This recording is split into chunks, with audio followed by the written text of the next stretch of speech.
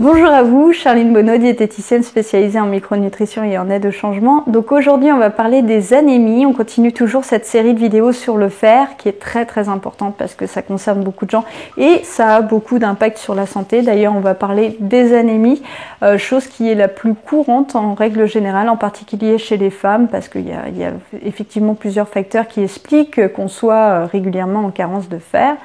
Donc aujourd'hui, je vais vous parler donc des anémies, des deux grandes origines qui peuvent causer des anémies. Alors, dans un premier cas, ça peut être tout simplement une perte anormale de globules rouges. Donc ça, c'est une cause aussi assez connue, assez fréquente. Et puis, donc l'autre origine majeure, ça va être la production insuffisante de globules rouges en raison notamment de carence de fer. Alors, en ce qui concerne les pertes anormales de globules rouges, donc là ça peut être lié à une hémorragie, si vous avez par exemple des rectocolites ou régulièrement des hémorragies, des choses comme ça, effectivement ça fait qu'à un moment il y a tellement de fuite de sang que ça peut causer tout simplement une anémie parce que vous allez manquer de fer apporté par l'extérieur, par l'alimentation. Ça ne va pas être suffisant pour couvrir ces besoins de fer qui vont être supplémentaires en raison de la production complémentaire de globules rouges. Donc ça c'est une raison en fait qui peut être assez classique en fait finalement et qui nécessite forcément le fait de stopper cette origine, ce qui cause la perte de globules rouges, parce que tout pendant que vous avez des hémorragies, effectivement il y aura toujours ce problème là. Donc tout pendant que vous aurez ce problème, ça va être compliqué de mettre en place une alimentation qui va pouvoir vous aider parce que ça va jamais pouvoir couvrir ces besoins-là. Donc là, non seulement il vous faudra une complémentation, mais en plus de ça, quelque chose qui permettra de limiter ces hémorragies. Par contre, pour tout ce qui est production insuffisante de globules rouges, là, vous allez avoir effectivement donc des origines qui peuvent être par exemple la carence, le fait d'avoir une alimentation trop pauvre ou d'autres facteurs qui vont venir donc limiter l'absorption, parce que vous l'avez compris si vous avez regardé les vidéos précédentes, l'absorption c'est assez compliqué en matière de fer. Donc il y a beaucoup de choses qui peuvent venir freiner l'absorption et donc faire en sorte que vous n'ayez pas ce dont vous avez besoin par rapport au fer. Donc ça peut aussi être lié à d'autres soucis comme des infections, des problèmes hormonaux. C'est surtout au niveau alimentaire qu'aujourd'hui je voulais aborder cette question, puisque là je vais vous aider au niveau de l'alimentation, vous donner des pistes de choses à faire, de mettre en place pour vous aider en fait à disposer de tout ce dont vous avez besoin. Donc on va s'intéresser plutôt à l'alimentation, à la carence en fait, à l'anémie liée à une carence nutritionnelle. Donc comment ça va se manifester déjà une anémie? Eh bien déjà au niveau de tout ce qui est constante biologique, on va d'abord observer une diminution des stocks, donc de la ferritine, c'est ce que je vous expliquais dans la vidéo d'hier. Si vous ne l'avez pas vu, je vous invite à la regarder. Donc la ferritine, c'est la molécule qui va stocker le fer à l'intérieur de plusieurs tissus. Donc le fait de voir ces stocks diminuer, ça montre que votre alimentation ne permet pas de couvrir ses besoins. Le fait de voir aussi donc le taux sérique, donc la ferritine sérique qui diminue, c'est aussi un signe qu'effectivement vous n'avez pas assez de fer apporté par l'alimentation. Puis ensuite le coefficient de saturation de la transférine, la molécule qui transporte le fer, va elle aussi diminuer. Donc tous ces signes-là, c'est ce qu'on va pouvoir observer à partir de votre bilan sanguin. Mais il y a des signes aussi qu'on appelle des signes cliniques qu'on va pouvoir observer. Ça va être par exemple la fatigue, la pâleur. On va aussi pouvoir observer des crises de tachycardie, le fait que votre cœur s'emballe comme ça d'un seul coup sans raison, c'est vraiment un signe classique de manque de fer, donc c'est très important. En particulier, alors j'en profite pour en parler en particulier, s'il y a un contexte de maladie cardiovasculaire, attention à une carence de fer, c'est très important parce que ça peut justement décompenser une pathologie cardiaque. Donc c'est très important de faire attention à ce genre de signes. Donc si vous avez des petites palpitations comme ça qui arrivent sans raison, ça peut être un signe de carence en fer. Il y a aussi donc la fréquence respiratoire, parce que forcément si vous manquez de fer, en fait vos poumons vont plus fonctionner tout simplement pour apporter plus d'oxygène, parce que n'oubliez pas que une des fonctions du fer, c'est d'apporter, en fait, de permettre le transport de l'oxygène aux différents tissus. Donc s'il y a une petite asphyxie qui commence à se faire au niveau des tissus, vous allez respirer plus, en fait, vous allez avoir d'un seul coup des sensations d'essoufflement. Donc ça, c'est tous des signes que vous pouvez rapidement observer. Il y a aussi des vertiges, un peu des petits maux de tête comme ça qui peuvent arriver.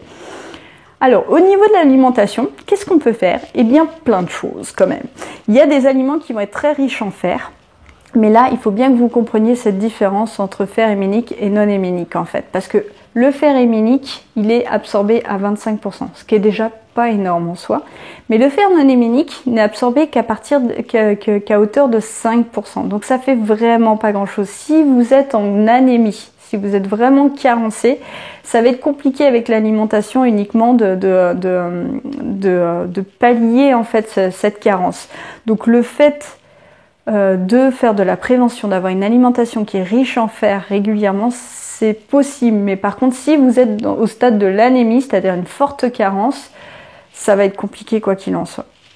Donc en ce qui concerne les aliments qui vont être riches en fer héminique, eh bien c'est surtout tout ce qui va être d'origine animale plutôt.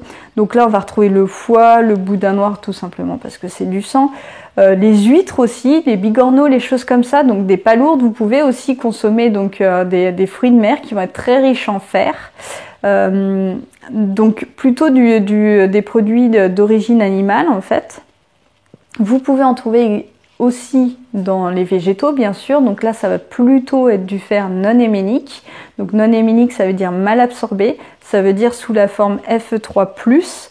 Donc là ça va être par exemple dans tout ce qui est lentilles, pois cassés, c'est des sources assez intéressantes parce que très riches en fer mais par contre qui est mal absorbé. Alors là il y a une petite astuce pour justement aider l'absorption du fer. Pour qu'il soit bien absorbé, il faut qu'il soit sous la forme Fe2+. Je ne sais pas si vous vous souvenez, j'en avais parlé dans la première vidéo.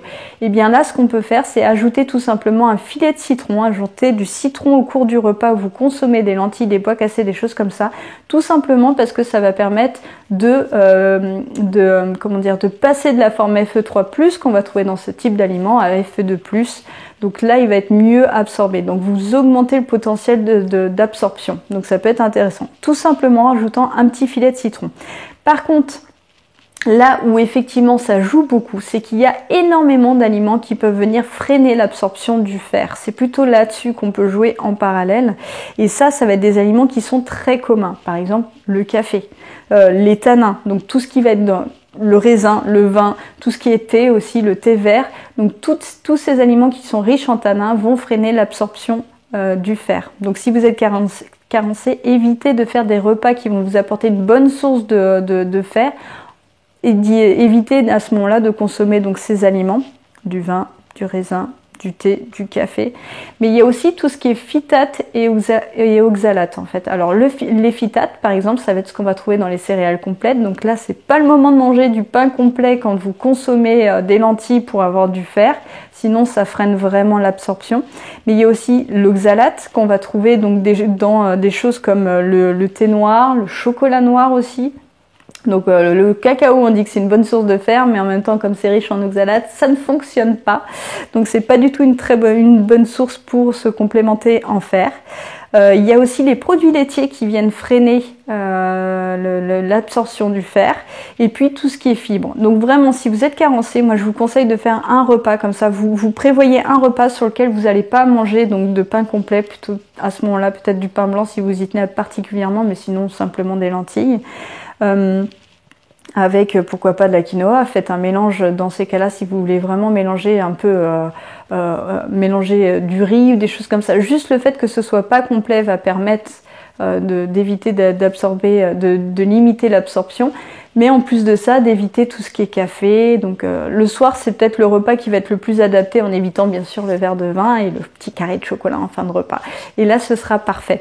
Voilà, donc c'est tout pour aujourd'hui. Demain, j'aborde la question de l'excès de fer, hein, qui est moins connu et pourtant qui arrive. Donc on en parlera un petit peu avec les signes et puis dans quel cas ça peut arriver, etc. Puis quoi faire dans ces cas-là, parce qu'il y a toujours des choses à faire en alimentation. Voilà, si cette vidéo vous a plu, pensez à la partager à votre entourage, à la liker et puis aussi à vous abonner à ma chaîne si vous voulez avoir l'information des prochaines vidéos. On se retrouve demain pour une prochaine vidéo. Bye!